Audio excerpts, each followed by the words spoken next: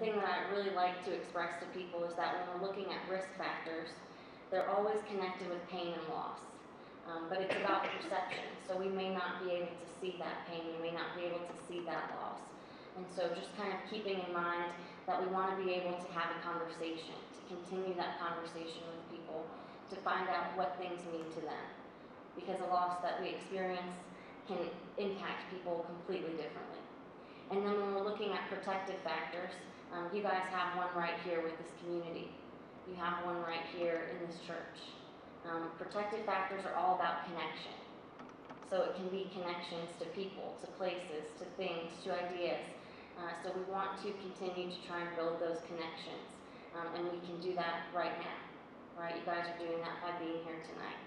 So it's really important that we're looking at a couple different things. One is kind of trusting our instincts, right? And not being afraid to talk about suicide. It's a very hard topic, but the more comfortable we can get, the more comfortable we can become with having that conversation on a regular basis, not just in a crisis, the more that we can serve those people around us. So not being afraid to ask those questions, not being able to really just listen and be present with somebody. So it's nothing that people necessarily need to learn. It's a skill set that you guys already have. It's a part of who you are.